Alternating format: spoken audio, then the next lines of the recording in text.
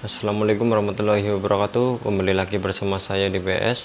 Untuk video kali ini saya tidak akan membahas soal gear mesin atau berburu mobil bekas ya, seperti yang biasa saya upload atau biasa saya posting. Tetapi di video kali ini saya akan sedikit berbagi mengenai dampak apabila kita membeli mobil bekas banjir. Kebetulan rekan saya itu merasa tertipu karena dia sudah membeli unit Innova Reborn tahun 2016, tetapi setelah dia pakai beberapa bulan mengalami banyak abnormal pada elektrikalnya.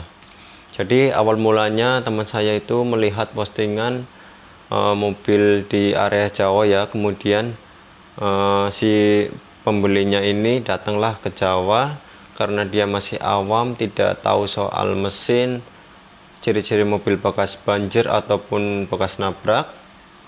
Si penjualnya ini menawarkan untuk melakukan general check up di suatu bengkel yang sudah ternama itu. Kemudian pembelinya pun menyetujui untuk melakukan general check up di bengkel yang sudah ditunjuk oleh penjualnya.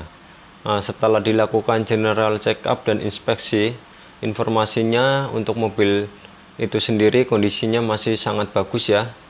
PR-nya itu hanya ganti ban dan sporing balancing. Menurut pembelinya itu adalah PR yang sangat wajar apabila mobil dipakai ya, intinya minus karena pemakaian. Tetapi bengkel itu tidak menyampaikan bahwa mobil itu ada indikasi bekas banjir. Kemudian karena adjustment dari bengkel itu mobilnya dalam kondisi yang sangat masih baik, kemudian mobil itu dibelilah dan dibawa ke Jakarta. Untuk mobil itu sendiri kondisinya plat B ya, tetapi dijualnya di area Jawa. Jadi singkat cerita, teman saya setelah memakai beberapa bulan itu mengalami hal-hal yang abnormal pada elektrikal mobilnya itu sendiri. Mulai dari power window-nya yang rusak, kemudian ada corner sensor yang rusak, dan masih ada lagi, nanti saya akan tampilkan di videonya ya, untuk apa saja problem yang dia alami. Dan yang saya kaget itu tadi siang dia chatting dengan saya bahwa ECU nya itu divonis untuk diganti ya, sedangkan untuk pergantian ECU itu sendiri harganya sangat mahal, mungkin kisaran hampir 10 jutaan. Kemudian saya juga tadi sebelumnya nggak tahu kalau itu mobil bekas banjir. Saya sempat menanyakan apakah dulu waktu membeli itu mobil bekas banjir atau tidak. Kebetulan teman saya ini kenal dengan saya itu sudah membeli mobil Innova Reborn-nya ya. Dia sempat melihat konten saya yang menanggulangi karpet basah karena stop lampnya rembes, dan waktu itu dia chatting ke saya sempat memberikan solusi untuk perbaikan pada mobilnya yang menyebabkan karpetnya itu basah.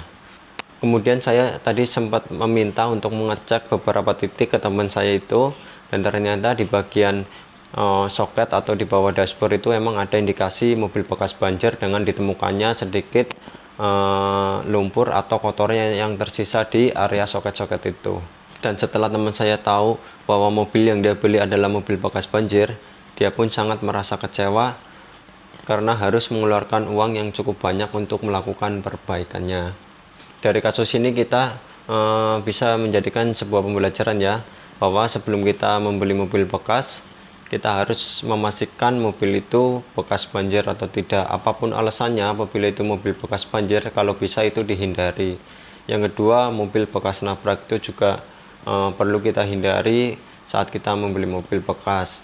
Untuk yang ketiga, kondisi mesin pun itu yang paling utama dan sangat penting ketika kita membeli mobil bekas, karena pengalaman saya kemarin, saya sempat berburu mobil bekas cukup banyak juga, dapatnya 1 bulan itu hampir 50% mobil yang saya inspeksi itu mengalami oil slat atau oli berlumpur, dan itu sangat riskan sekali akan terjadi masalah di kemudian hari ya apabila kita membeli mobil yang kondisinya udah ngeslat atau berlumpur. Karena apabila oil hole atau lubang oli itu tersumbat oleh lumpur yang ada di dalam mesin itu sendiri, nanti akan terjadi setak atau bahkan metal duduk atau metal jalannya itu bisa bergeser ataupun macet ya.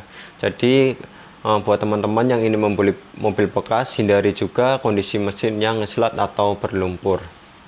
Jadi intinya untuk teman-teman yang ingin membeli mobil bekas, jangan segan-segan untuk meminta teman mekanik atau bahkan jasa inspeksi untuk membantu pengecekan mobil bekasnya apabila kalian emang benar-benar awam pada kondisi mobil bekas ya.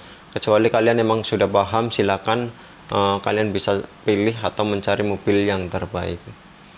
Terima kasih buat teman-teman yang sudah menonton. Semoga video kali ini bisa bermanfaat, dan jangan lupa subscribe, like, dan komennya agar bisa mengikuti video terbaru dari saya. Sekian, wassalamualaikum warahmatullahi wabarakatuh.